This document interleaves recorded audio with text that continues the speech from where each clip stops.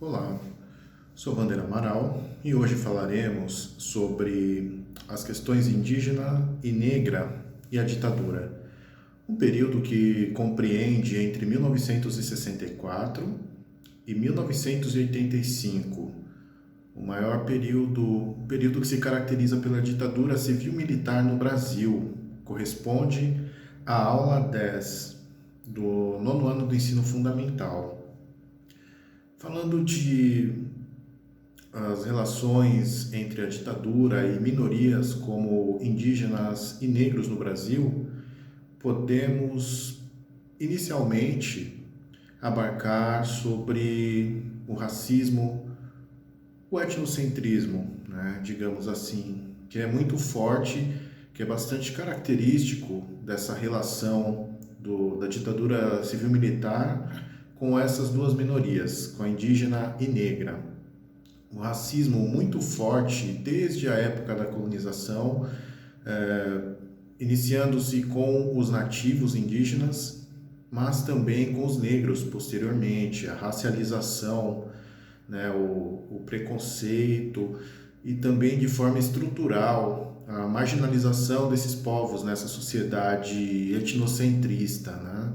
Etnocentrista no sentido de que europeus que podemos dizer, né, que trazem assim o fardo do homem branco, né, aquela que posteriormente à colonização, principalmente no período imperialista, né, essa crença do fardo do homem branco, que o homem branco europeu, cristão, ocidental, levaria ao mundo a sua evolução como sociedade, levaria ao mundo a civilização. E nisso também deixando de forma bastante, claro, marginal essas minorias indígenas, negras, asiáticas, que não vem ao caso na aula de hoje. Mas sim essa visão de que o homem branco levaria a civilização, levaria o avanço tecnológico e nessa chave, né, de bárbaro e civilizado, de ordem contra desordem, de avanço tecnológico contra o retrocesso, é bastante maniqueísta essa visão, né, nessa dualidade do que é europeu, é avançado, é limpo, é civilizado, é organizado. Em contrapartida, o que não é europeu, principalmente o que for indígena, o que for negro, nessa chave tomaria o lugar oposto de atrasado, de retrógrado, de selvagem, de bárbaro. Então, essas figuras africanas, negras, né, os afrodescendentes, os indígenas, então estariam ocupando este lugar nessa discussão do que é feio, do que não é o exemplo, do que não é o ideal de beleza, do que não é o ideal de organização, né? Então tomaria-se por esse lado esses outros povos, né? E à medida que a sociedade se enraiza e se a cultura que bebe dessa fonte europeia, ela de certa forma não pode continuar nessa visão etnocentrista, ela não pode continuar tendo sua própria identidade, ela deve sempre se europeizar, deve sempre se integrar ao mundo do branco, do europeu, do cristão. Então, é por aí que começa a nossa discussão. Nós devemos reconhecer inicialmente essa dualidade, essa dualidade que é pregada para que esses povos, essas minorias, sejam integradas desde que saibam o seu lugar, né, nessa sociedade. Não são integradas, como podemos dizer, elas não são integradas respeitando-se as suas tradições, as suas culturas, Não, muito pelo contrário. Para que essa integração ocorra, esses povos devem abrir mão, em grande parte, de tudo o que acreditam, de toda a sua identidade como povo e devem realmente integrar, ocupar um espaço nessa sociedade, abrindo mão de tudo, de todas as suas crenças, de suas tradições.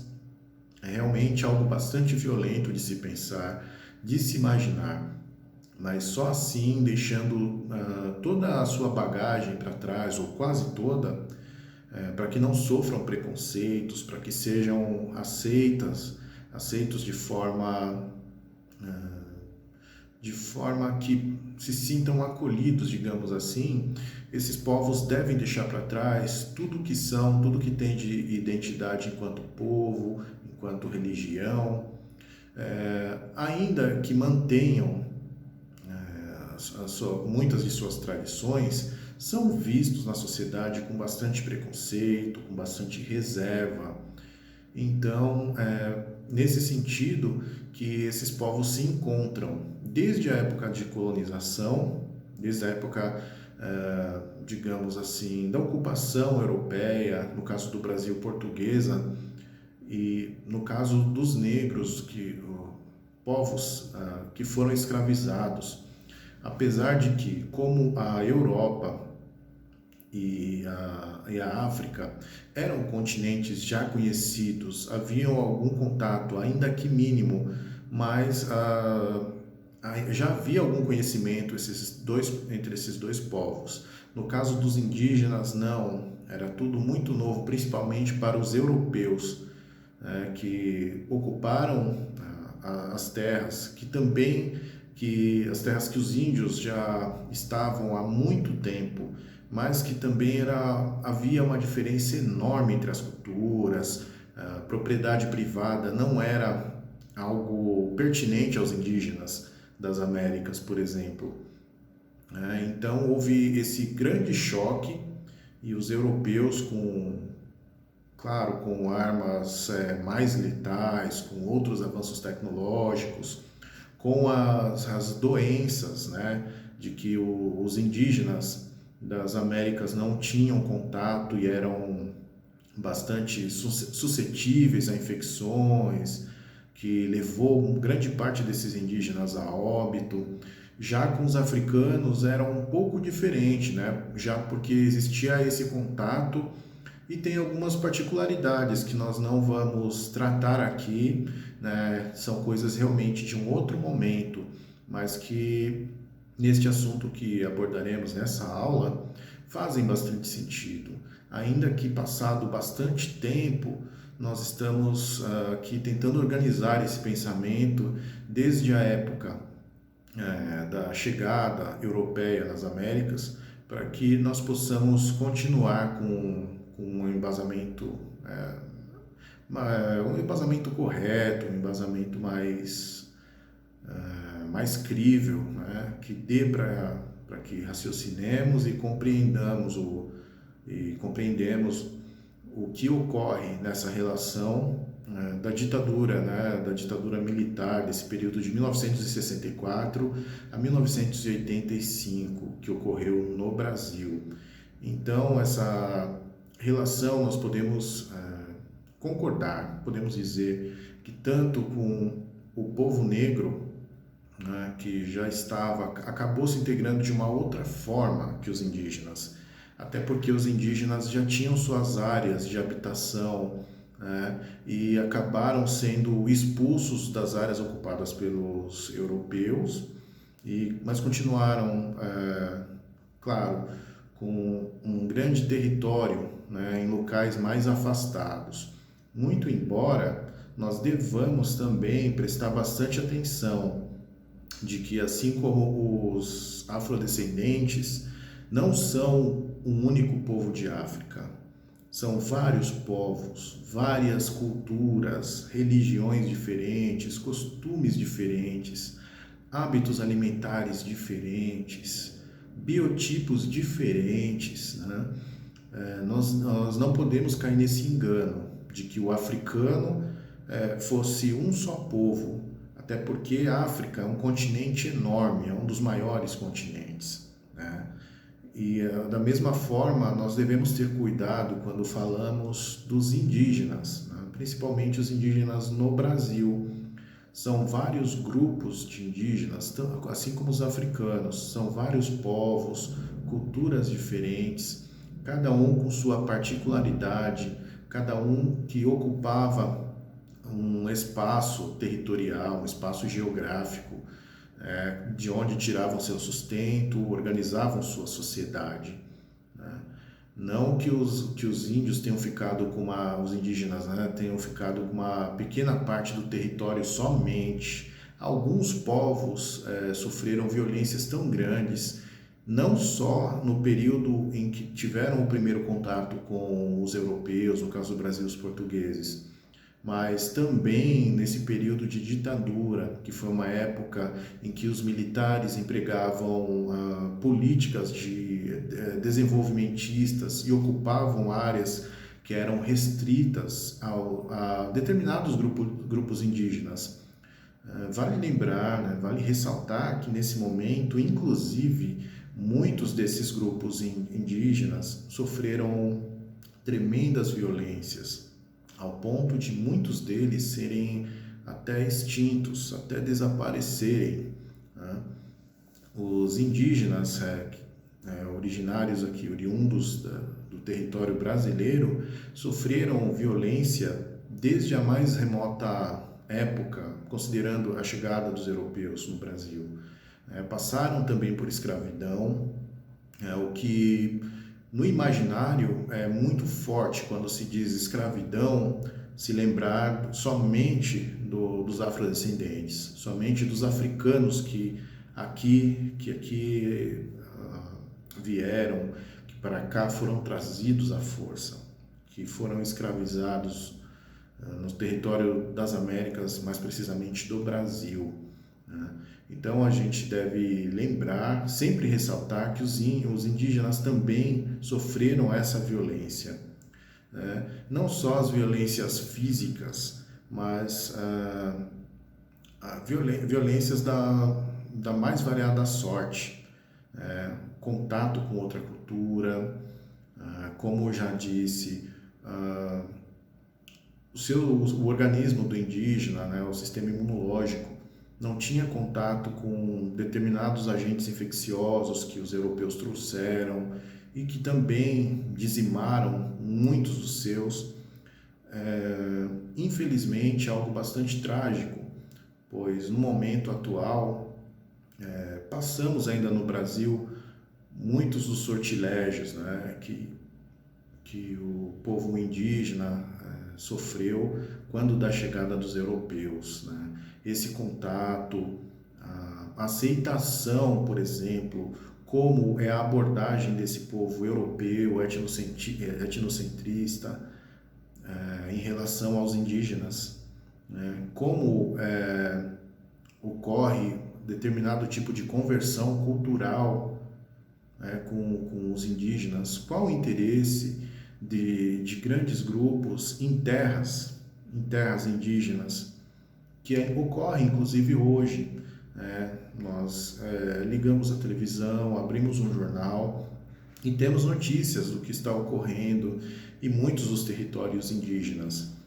Passamos por um momento em que, politicamente, também há um interesse bastante grande de determinados grupos, inclusive do governo federal atual, em áreas antes reservadas aos indígenas. Quais são os interesses nisso? Qual o interesse em converter, de certa forma, não só vulgarmente, de maneira, em se falando de religião, mas qual o interesse desses grupos em trazer esses indígenas, em adentrar em território indígena e trazê-los para uma sociedade tal qual nós conhecemos, uma sociedade com automóveis, com shoppings? Como esse povo vai ser amparado, uma vez que seus costumes, suas tradições são outras? a diferença dos indígenas aos negros no Brasil, os negros foram arrancados de território africano, trazidos a um território totalmente desconhecido e sem lar. Seus descendentes ficaram sem lar, sem nenhum amparo, sem nenhuma integração social que os governos do Brasil poderiam oferecer. Um povo que foi escravizado e seus descendentes ficaram jogados ao léu. Em qual abordagem é essa diferença entre os negros e os indígenas, entre os africanos, os afrodescendentes e os indígenas brasileiros? Os indígenas, de certa forma, mesmo com essa noção diferente do europeu de propriedade privada, entretanto, aqui já ocupavam grandes territórios, com riquezas, com muitas riquezas naturais, inclusive com riquezas que eram alheias às suas tradições. Por exemplo, minério, por exemplo, grandes lavouras em latifúndios. O indígena, as tradições, a cultura do povo indígena não é essa. A partir do momento em que os indígenas são tirados por força, ou mesmo nessa forma de conversão, em que o indígena sai de suas terras, onde tinha o seu alimento, tinha a forma de caçar, tinha a forma de plantar, tinha a sua economia, a sua agricultura de subsistência, digamos assim. Como esse indígena é retirado de sua terra para ingressar no mercado de trabalho, digamos assim, em uma indústria, em uma fábrica, onde ele vai morar, qual grau de instrução ele vai ter, como ele é amparado pelo Estado para que se torne um cidadão de fato. São essas as perguntas que nós devemos problematizar e assim nós poderemos entender o que se passou entre o negro, a relação do negro com a ditadura militar e do indígena com a ditadura militar. Iniciando aqui essa forma de raciocínio, nós poderemos dar um passo à frente, poderemos pensar melhor o que vai acontecer, o que está figurado, quais os planos para que ambos esses grupos, não podemos reduzi-los a povos realmente, pois são muitos povos que integram esses grupos, como salientamos inicialmente. Como esses grupos vão ser assimilados pelo Estado? Qual a resistência desses grupos? O etnocentrismo, o racismo estrutural. O Estado está realmente preparado para assimilar e oferecer total cidadania a esses povos, assim como oferece aos caucasianos, aos descendentes de europeus? Como isso ocorre? Ou esses povos irão depender somente o seu sustento, as artes, a música, o entretenimento desses outros grupos? Ainda hoje, com o marco temporal, por exemplo, é evidente que há uma disputa pelas terras, pelas riquezas dos territórios indígenas no Brasil. Então, assim como é evidente que os afrodescendentes, que realmente não construíram riqueza, mas que não possuem propriedade privada, muitos ainda em condições subhumanas, convivendo com maiores índices de violência, de mortalidade infantil, de subnutrição, no racismo estrutural, convivendo com os menores salários, mesmo quando desempenham os mesmos cargos, ocupando posições que não são de chefia. Como esses povos sobrevivem? Como sobreviveram no período da ditadura militar? Como se organizaram? Nós veremos isso um pouco nessa aula. Vale lembrar que, em relação aos indígenas, há muito, desde o período de República, tem uma certa preocupação, né? Vou ler um trecho. A questão dos direitos indígenas no Brasil é palco de grandes discussões e controvérsias no passado e presente, e permanece necessitando de um maior desenvolvimento e destaque em nosso âmbito social. Prova disso é que apenas em 1910, 20 anos após a promulgação da República no Brasil, foi elaborado um órgão de âmbito federal voltado para a proteção dos indígenas, nomeado como Serviço de Proteção ao Índio, SPI, possuindo por objetivos gerais a condução das relações dos povos indígenas com o meio social e a sua devida proteção, garantindo o respeito às tribos indígenas e a posse das terras as quais habitavam. Durante a ditadura civil-militar brasileira, que perdurou de 1964 a 1985, foi criado em 5 de dezembro de 1967, por meio da Lei Federal de número 5.371, a Fundação Nacional do Índio, ou seja, a FUNAI, que teria por objetivo substituir o SPI e ser responsável pela tutela e proteção dos indígenas. Assim como em 19 de dezembro de 1973 entrou em vigor a Lei de número 6.001, instituindo o Estatuto do Índio.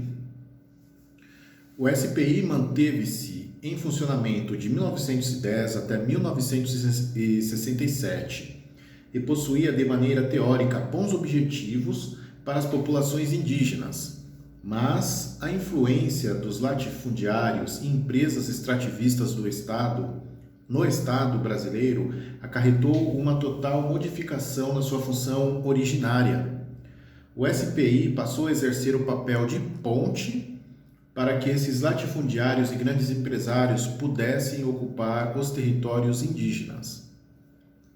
Após o golpe de 1964, essa mediação pelo órgão protetor se intensificou. Mais do que nunca, o objetivo do Estado era integrar, a todo custo, o índio no âmbito social, como forma de retirar-lhes de suas terras, uma vez que, ao ver do próprio Estado, o índio integralizado não necessita de terras, mas sim da assistência estatal, da tutela do Estado. E no caso de haver resistência desses povos, o próprio SPI, juntamente dos latifundiários e empresários, estariam dispostos a ir até as últimas consequências para livrar-se deles.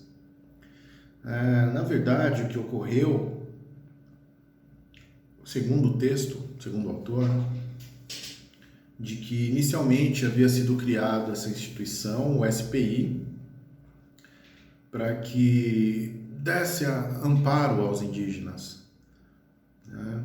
O Serviço de Proteção ao Índio. Mas, como ocorre no Brasil e suas contradições, grupos interessados no chamado desenvolvimento industrial, por exemplo, no período militar, além do desenvolvimento industrial, dos grandes latifúndios que trariam um aporte para o setor agroexportador, acabaram se interessando pelas terras indígenas e assim se utilizaram do Estado, se utilizaram dessas instituições estatais para se aproximar com mais facilidade.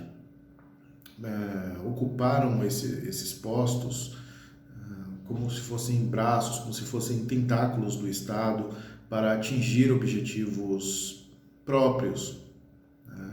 Para ocupar as terras, para implementar esses grandes latifúndios com o fim de exportar produtos, para utilizar como extrativismo, zonas de extrativismo mineral, criando também grandes campos de cultivo de gado, por exemplo, grandes plantações. Então, se utilizaram dessas instituições que inicialmente tinham como caráter a proteção do índio para que se apropriassem desses territórios indígenas. Como denota, que demonstra bastante o texto, e que a causa indígena foi pouco discutida. Foi muito pouco discutida durante o período, mas que agora, com um novo olhar, uma nova historiografia, tem sido problematizado, tem sido buscados documentos, como, por exemplo, os da Comissão Nacional da Verdade, que estuda esses fenômenos ocorridos no período da ditadura civil-militar no Brasil. Vale ressaltar que em 1967, após muitas denúncias de crimes cometidos contra a humanidade, contra os povos indígenas no Brasil, não soou bem, chamou a atenção de organizações internacionais como a ONU e a Organização Internacional do Trabalho. O SPI havia sido extinto para que a FUNAI ocupasse o seu lugar. Era uma mudança, digamos assim, para inglês ver. Então, em 1973, o governo Médici elabora a lei número 6001, que é o Estatuto do Índio. Teoricamente, era uma lei para que contemplasse de forma bastante ampla os interesses indígenas. Entretanto, estes grupos que foram acusados de extermínio, de maus tratos e extermínio, genocídio aos indígenas, se apropriaram também dessa lei, de dispositivos dessa lei, para continuarem, para alavancarem seus processos, digamos, como eles chamavam, de desenvolvimento nacional. Com a construção de estradas, por exemplo, que cortavam o país, que passavam diretamente em áreas indígenas. E muitos desses grupos, ao resistirem, terem as suas terras tomadas dessa forma vil, acabaram sendo exterminadas pelo próprio Estado brasileiro por meio de suas forças armadas, por meio de seu exército. Assim sendo, com a implementação do PIN, que é o Programa de Integração Nacional, que tinha o objetivo de implementar obras de infraestrutura econômica e social nas regiões norte e nordeste do país, para que possibilitasse o desenvolvimento econômico. Esses povos que foram retirados dessas terras, que eram de interesse estatal e desses grupos econômicos,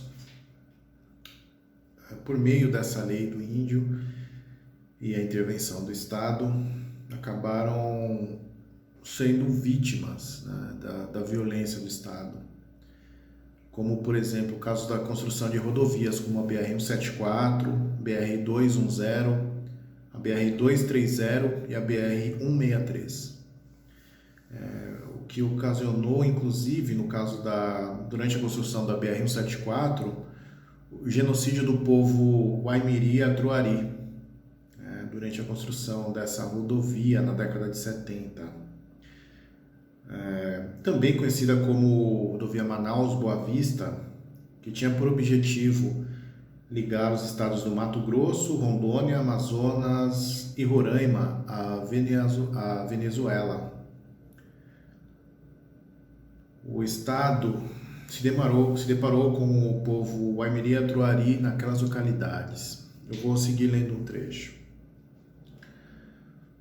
Por se tratar de um governo focado na construção de estradas com o fim de possibilitar o desenvolvimento econômico do país e que atuava em relação aos povos indígenas de forma integralista, uma vez que tinha em mente realizar a integração das populações indígenas ao meio social para retirar esses grupos étnicos das terras que habitavam e manter esses indivíduos tutelados ao Estado, a FUNAI e o Exército, durante o governo Médici, atuariam de forma a retirar esses povos desses territórios a qualquer custo, o que condenou o povo Waimiri-Atruari ao seu extermínio. A resistência desse povo contra a construção da BR-174 e a sua retirada daquelas terras acarretou a matança dessas pessoas por meio de bombardeios realizados através de ataques aéreos e assassinato à bala, praticados pelos militares e que eram legitimados por um ofício do Comando Militar de novembro de 74, que determinava o uso da violência contra os índios. Este é o Estado brasileiro, este é o Exército Brasileiro que atuava contra o seu próprio povo em meio da ditadura militar, ditadura civil-militar, o genocídio de povos inteiros, o desaparecimento de um povo indígena para a construção de uma rodovia para o desenvolvimento do Brasil, eles dizem. Então, é bastante obscuro esse período, pois é algo que não é discutido em relação às minorias que porventura desapareceram e sofreram também grandes violências, além das violências físicas, a violência do próprio Estado em lhe retirar, em permitir a tomada de suas terras, de seus costumes, de suas práticas. É algo que realmente fica num lugar bastante escondido, né, de pouco conhecimento público.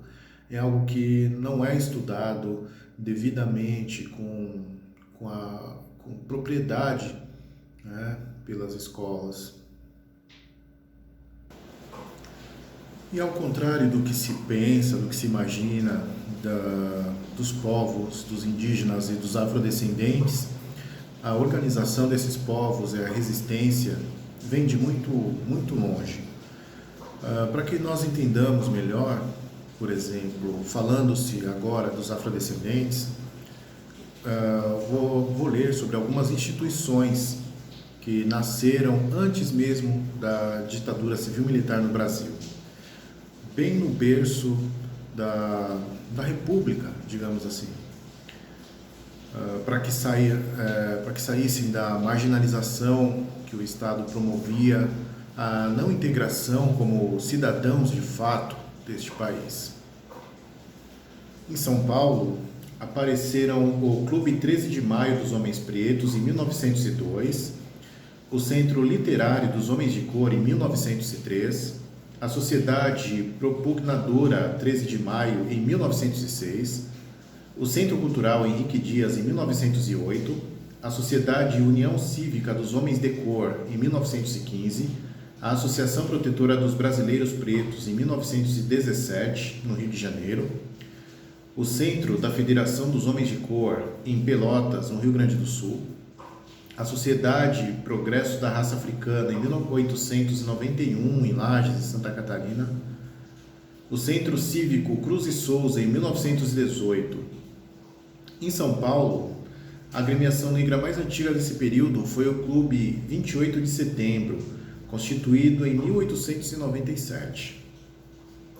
As maiores dela foram o Grupo Dramático e Recreativo Cosmos e o Centro Cívico Palmares, fundados em 1908 e 1926, respectivamente. De cunho eminentemente assistencialista, recreativo e cultural, as associações negras conseguiam agregar um número não desprezível de homens de cor nessa época, como se dizia. Algumas delas tiveram como base de formação determinadas classes de trabalhadores negros, tais como portuários, ferroviários, ensacadores, constituindo uma espécie de entidade sindical. E ainda assim, se formos rememorar bastante tempo atrás, os primórdios, por exemplo, em algumas regiões da Bahia, havia algumas instituições de escravos de ganho, digamos assim, que se uniam, umas que eram mulheres escravizadas que trabalhavam à rua, dividiam os ganhos com os senhores e com o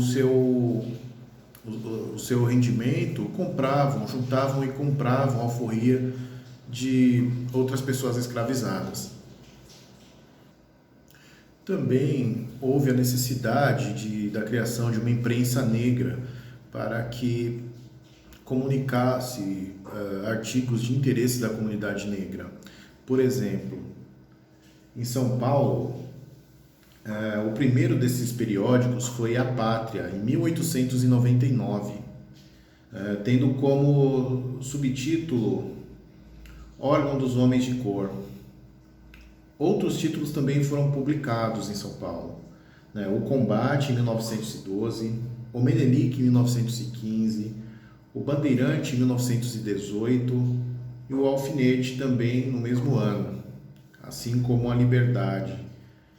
A Sentinela, em 1920. São vários títulos, então, que a comunidade negra abarcou. Daí já mostra que raramente falado da organização dessas minorias. No caso dessa minoria dos afrodescendentes, a minoria negra, em todo o Brasil, e com alguns exemplos bem evidentes em São Paulo. Então, daí já mostra que algo que é pouco dito, que é pouco falado, mas que como resistência, como forma de organização nessa sociedade etnocêntrica, havia também a resistência de grupos minoritários como dos negros. Em janeiro de 1943, em Porto Alegre, foi fundada a União dos Homens de Cor, por João Cabral Alves. Passou um grande período, foi uma das precursoras de outras organizações do movimento negro, inclusive teve determinado contato com o governo Vargas, com a era varguista, e foi uma das principais fundações do movimento negro no Brasil. Entretanto, após esse período, agora sim, entrando diretamente na ditadura, nós falaremos.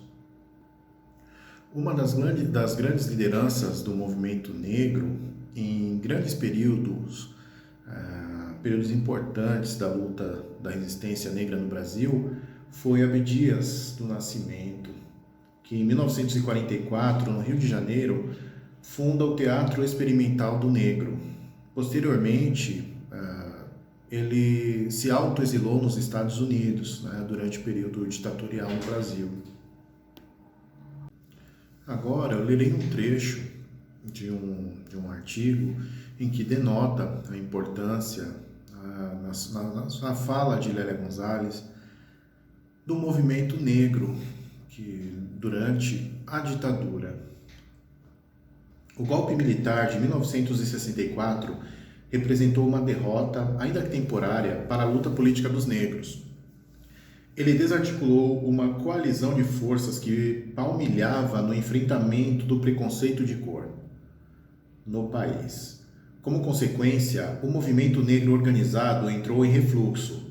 Seus militantes eram estigmatizados e acusados pelos militares de criar um problema que supostamente não existia: o racismo no Brasil. Da mesma forma que se acreditava na democracia racial, essa era a alegação dos militares, em detrimento ao grande preconceito, ao racismo estrutural que havia e ainda há no Brasil. De acordo com Gonzalez, a repressão desmobilizou as lideranças negras, lançando-as numa espécie de semi-clandestinidade. A discussão pública da questão racial foi praticamente banida. Cunha Júnior aponta as dificuldades que havia para superar o desmantelamento do movimento negro naquela época. Tínhamos 3 tipos de problemas: o isolamento político, a ditadura militar e o esvaziamento dos movimentos passados. Posso dizer que em 1970 era difícil reunir mais que meia dúzia de militantes do movimento negro. A reorganização política antirracista só voltou a acontecer no final da década de 70, com o crescimento dos movimentos populares, sindicais e estudantis. O que não quer dizer que nesse hiato tenha ficado estagnado as ações do movimento negro. Em São Paulo, em 1972, um grupo de estudantes e artistas formou o Centro de Cultura e Arte Negra, o CECAM. A imprensa negra, por sua vez, timidamente deu sinais de vida com os jornais Árvore das Palavras, em 1974, no mesmo ano, O Quadro, Biluga, em São Caetano, e Nagô, em 1975, em São Carlos. Em Porto Alegre, nasceu o grupo Palmares, em 1971, o primeiro no país a defender a substituição das comemorações do 13 de maio para o 20 de novembro. No Rio de Janeiro, explodiu com o movimento Soul, batizado de Black Rio. No Rio de Janeiro também foi fundado o Instituto de Pesquisa das Culturas Negras, o IPCN, em 1976. Em 1978, a fundação do Movimento Negro Unificado, MNU, o famoso MNU, que de volta-se na política do país com esse movimento negro organizado. E muito disso se deu com as lutas também nos Estados Unidos, pelos movimentos de direitos civis, com grandes expoentes Martin Luther King e Malcolm X. E também as lideranças negras marxistas, como os Panteras Negras. Muito também em torno da descolonização de países africanos, principalmente, que tinha bastante influência no Brasil, até por causa da cultura, da língua, os países que eram colônias, né, de Portugal.